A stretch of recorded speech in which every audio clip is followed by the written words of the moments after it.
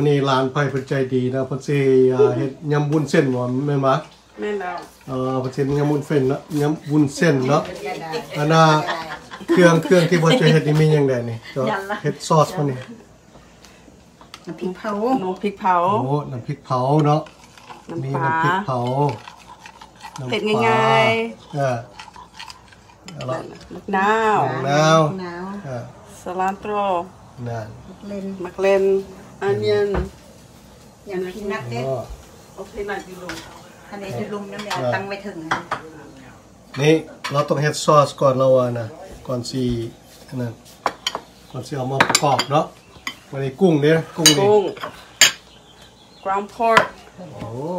คือสิแซ่บแล้วโอ้หอมนำนี่นะวุ้นเส้นเจ้าได้สิได้ซีมให้เบิ่งเลยนี่นะบ่ค่อยอันนั้นได้ไปซื้อนะมีเดียมตัวน้อยนี่น่ะค่ะมีเดียมเลยมีเดียมอันนี้ต้มน้ำลวกกุ้งลวกซีนมาเนาะลวกซีนลวกเส้นต้องใช้เข้าไปมาซื้อเส้นง่ายตื่นเส้นซะนะ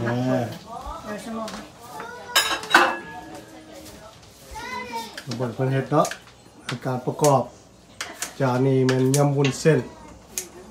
so this is a dish that it's pretty popular for appetizer dish it's a yum wunsen it's similar to yum tale yum gung yum beef yeah so but we you know here we mix it a little bit the reason we call it yum wunsen because of the angel has noodles that we use with the dish and yeah. So we have the chef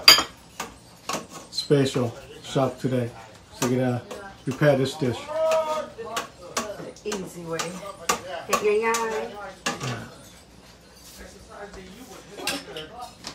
นางเอกส่ง YouTube สุขสวัสดิ์นี่ก็ย่างไปย่างมาเนาะเพิ่นจะเรียนรู้ว่ายำวุ้นเส้นนี่สิเฮ็ดสิออกมาเป็นจังได๋เพิ่นจะเห็นเพิ่นสิเรียนเบิ่ง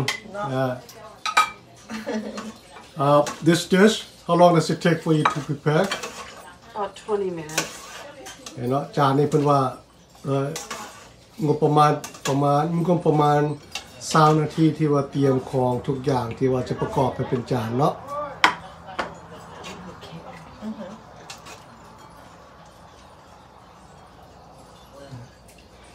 อันนี้ก็เชฟของเขาก็แคมชาย little bit so บ่มาแคมบันได but she be fine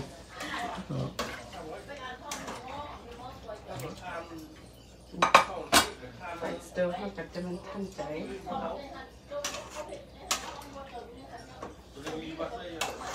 let's see let's take a look let's take a look what's in the pot right now and as you can see oh so you got shrimp pork and noodles in there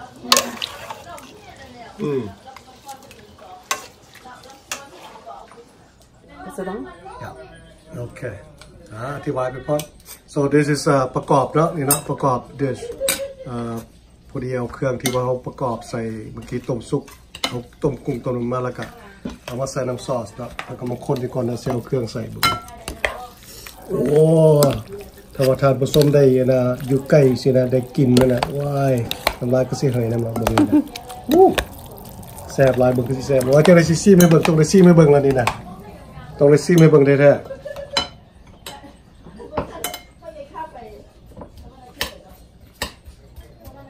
กับตัวอันยันมาแล้วมีหัวบัวใหญ่ใส่มักเล่นนี่บัดนี้นะคนเข้าไปให้มันเข้ากันดีๆเนาะโอ้ถ้าว่าทานผสมได้มีทีวีที่ว่าได้จับกินได้เนาะแน่นอนเรื่องหอมมันเนี่ยว้ายเดี๋ยวเรื่องแต่ว่านี่เป็นคนถ่ายจับกล้องสินะน้ำลายเหยล่ะก็เราต้องเดินมาซีมน้ำกันสิซีมให้เบิ่งนะว่าสิบอกว่ารสชาติเป็นอะไรเนาะโอ้บอกอีกทีนึงดูคุณนะว้าวทุกแซ่ โอ้วันนี้เพิ่นจะเอาเครื่องหอมลงเครื่องหอมมันก็มีอย่างบุมีอย่างหลายเครื่องหอมมันนี่จะสลานโฉดเนาะหอมป้อมBlue romaine lettuce on it. Pause it, Uncle. ยังผักสลัดอยู่ได้เรื่องแล้ววันนี้นะอยู่ตู้เย็นนอกคนคุณจะนอกตัวใดนี่แล้วของกินลายปวดตรงมี2ตู้เย็น ตู้เย็นตัวนี้ก็หน่วยนึงอยู่ข้างนอกมันก็หน่วยนึงมีฟรีซก็บักหลายเพิ่นเอื้อเพิ่นมักไปตึกป่าเนาะเพิ่นก็ไปตึกป่าเพิ่นมักเฮ็ดของกินเพิ่นก็เฮ็ดไว้บ้านเป็นกระบวนใหญ่เนาะทำบรรยากาศอบอุ่นดีวันนี้เพิ่นสิจัดจานเพิ่นละนี่มาเบิ่งวิธีเพิ่นจัดจานเนาะ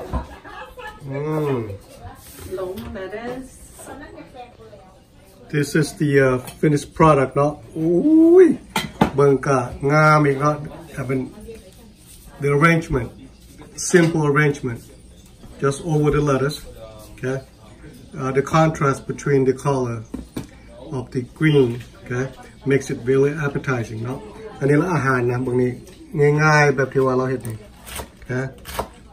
ที่ว่าซอยผักสลัดเอาไว้ทั้งกองแล้วก็เอามาใส่นะมันก็เห็นได้งามขึ้นเพราะว่าสีมันต่างกันบัดนี้สีให้เบิ่งเนาะว่านี่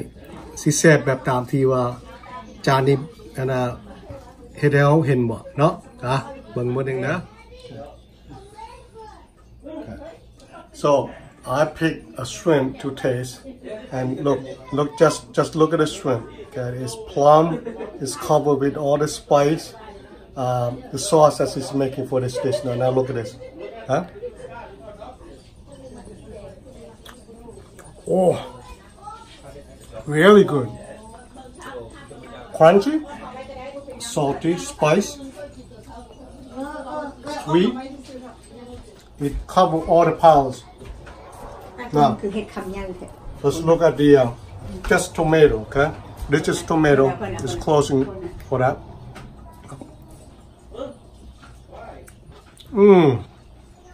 Even tomato, this acidic of tomatoes, okay? Blend with the sweet, salty, spice. It's well balanced. It's really good. I recommend that. Make sure you hire her.